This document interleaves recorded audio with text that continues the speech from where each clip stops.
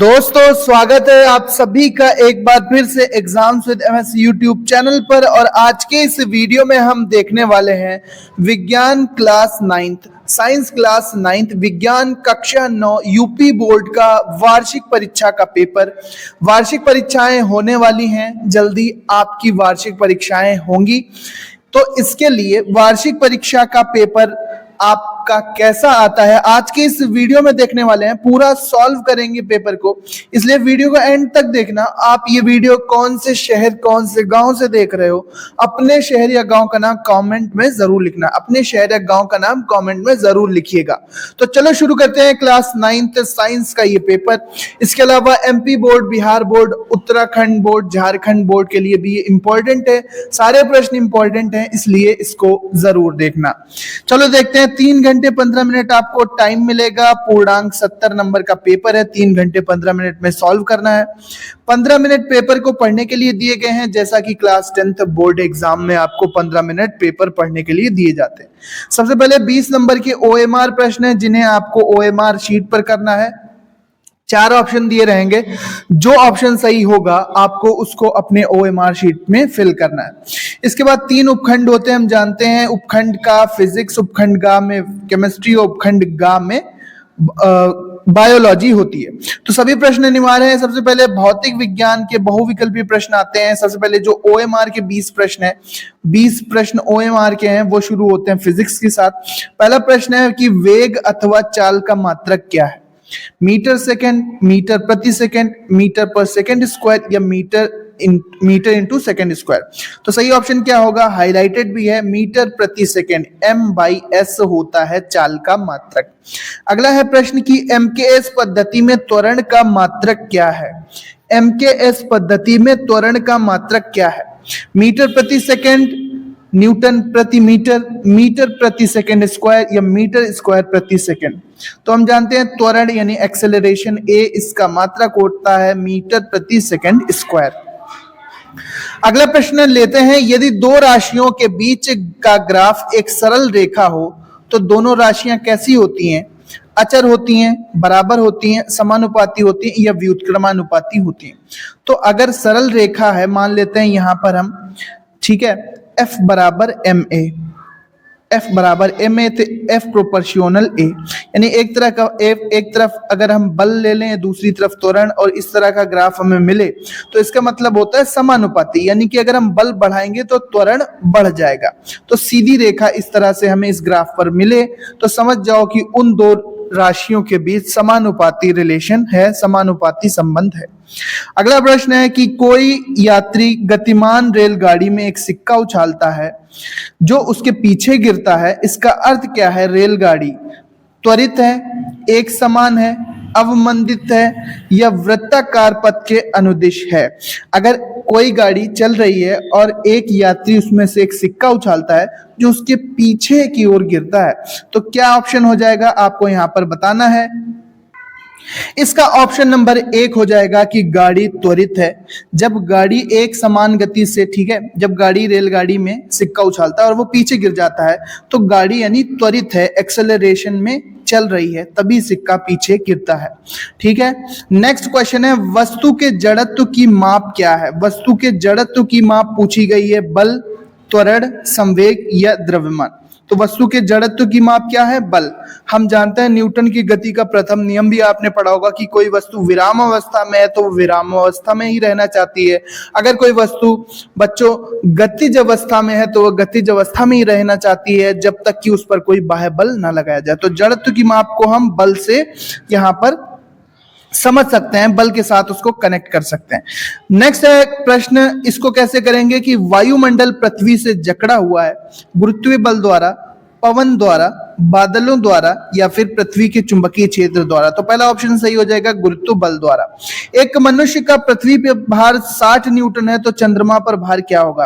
भैया चंद्रमा पर जो स्मॉल जी की वैल्यू होती है वो पृथ्वी के जी की वैल्यू की 1/6 होती है। तो 6 से हम अगर इसमें डिवाइड कर दें तो 10 न्यूटन यहाँ पर आंसर हो जाएगा कि एक मनुष्य का पृथ्वी पर अगर भार 60 न्यूटन है, ठीक है, भार बराबर क्या होता है? W बराबर mg अगर हम कर लें, ठीक है, W बराबर mg, वेट यानी वेट या भार हम द्रव्यमान गुणे गुरुत्वीय त्वरण। अब g की वैल्यू क्या है, 1/6 है चंद्रमा पर। पृथ्वी पर जितनी होती है, पृथ्वी पर कितनी होती है 9.8, ये अगर हम 10 मान लें तो वो उसकी 1/6 होती है।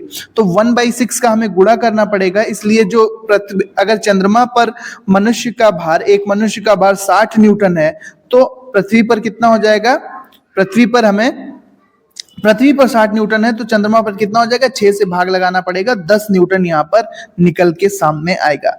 अब केमिस्ट्री के क्वेश्चन कैसे करेंगे, वीडियो को एंड तक जरूर देखना। लाइक ना किया हो तो लाइक कर दो। निश्चित आकार वाले पदार्थ क्या कहलाते हैं, ठोस कहलाते हैं, द्रव या गैस, द्रव तथा गैस। तो सिंपल क्वेश्चन है, आपको मालूम है कि निश्चित आकार है, निश्चित आयतन है, तो वो ठोस पदार्थ होता है। पदार्थ के अणुओं के बीच की दूरी अधिकतम होती है। हम जानते हैं ठोस, द्रव, गैस, आपने पढ़ा होगा। ठोस में अणुओं के बीच सबसे कम दूरी, फिर उसके बाद द्रव में, और गैस में सबसे अधिक दूरी होती है। तो गैसीय अवस्था में अधिकतम होगी, यहाँ पर ये वाला आप ऑप्शन लगाएंगे, गैसीय अवस्था में अधिकतम। अगला क्वेश्चन, किस ताप पर जल का घनत्व अधिकतम होता है, किस ताप पर जल का घनत्व अधिकतम होता है, तो 4 डिग्री सेल्सियस ताप पर जल का घनत्व अधिकतम होता है, 4 डिग्री सेल्सियस ताप। सी वाला ऑप्शन आप भरेंगे, थर्ड वाला। अगला क्वेश्चन है, ग्रीष्म काल में जल को मिट्टी के बर्तन में रखने पर किस परिघटना के कारण वो ठंडा हो जाता है, तो किस परिघटना के कारण, वाष्पन के कारण। छोटे छोटे छिद्रों से वाष्पित होने लगता है जल, जो घड़ा होता है उसके छोटे छिद्रों से वाष्पित होता है, जिसके कारण तापमान में जल के कमी आती है और वो ठंडा हो जाता है। ठीक है, जब हमारे सतह से पसीना भी वाष्पित होता है तब भी हमें ठंडक का अनुभव होता है, ठंडक का आभास होता है। उसी तरह से जब घड़े का जो पृष्ठ होता है उससे जब वाष्पित होता है जल, तो वहां पर भी वो एक ठंडा वातावरण उत्पन्न होता है। तो वाष्पन के द्वारा यहाँ पर मिट्टी के घड़े का जल ठंडा होता है। अगला प्रश्न है, निम्न में से कौन धातु है, नाइट्रोजन, ऑक्सीजन, सल्फर या सोडियम। हम जानते हैं कि नाइट्रोजन तो अधातु है, ऑक्सीजन भी अधातु है, सल्फर भी अधातु है, सोडियम एक धातु है जिसका परमाणु क्रमांक 11 होता है। ठीक है, सोडियम 11, Na इसका प्रतीक होता है, याद रखेंगे। अगला क्वेश्चन कैसे करेंगे बच्चों, निम्नलिखित में से कौन सा तत्व नहीं है, ऑक्सीजन एक तत्व है, ब्रोमीन भी एक तत्व है, जस्ता यानी जिंक भी एक तत्व है, लेकिन कागज तो एक तत्व नहीं है। कागज एक पदार्थ हम बोल सकते हैं जिसमें कई अलग अलग तत्व हो सकते हैं। अगला प्रश्न आ जाते हैं जीव विज्ञान पर, कि जीव विज्ञान का प्रश्न पूछा गया, कोशिका भित्ति मुख्यतः किसकी बनी होती है। कोशिका भित्ति मुख्यतः किसकी बनी होती है, आपको बताना है, प्रोटीन की, लैक्टिन की, सेलुलोज की या सुक्रोज की। हम जानते हैं कि पौधों की कोशिकाओं में एक कोशिका भित्ति होती है जो सेल्यूलोज की बनी होती है। अगला है, माइटोकॉन्ड्रिया का संबंध किससे होता है, श्वसन से, वृद्धि से, प्रकाश संश्लेषण से या चलन से। तो हम जानते हैं कि जो माइटोकॉन्ड्रिया होती है उसका संबंध श्वसन से होता है। पहला वाला ऑप्शन आप यहाँ पर लगाएंगे। नेक्स्ट क्वेश्चन है, अनुवांशिक सूचना का वाहक कौन होता है। अनुवांशिक सूचना का वाहक कौन होता है, ट्रांसफर आरएनए या टीआरएनए, डीएनए, एमआरएनए या मैसेंजर आरएनए या न्यूक्लियो प्रोटीन। तो सही ऑप्शन है एमआरएनए, जिसे हम मैसेंजर आरएनए भी कहते हैं। क्या कहते हैं, मैसेंजर आरएनए या संदेश वाहक आरएनए। ठीक है, अनुवांशिक सूचना को यही वाहन करता है, यही वाहक होता है अनुवांशिक सूचना का, mRNA आप लगाएंगे। अगला क्वेश्चन, क्वेश्चन नंबर 17 कैसे करेंगे, निम्नलिखित किस ऊतक की कोशिकाओं में विभाजन की क्षमता होती है। तो स्थूल कोण ऊतक, दृढ़ ऊतक, जटिल ऊतक या विभज्य ऊतक। अब सिंपल वर्ड से ही पता चल रहा है कि विभज्य ऊतक यानी विभाजन की क्षमता इनमें पाई जाती है, ये वाला ऑप्शन सही होगा।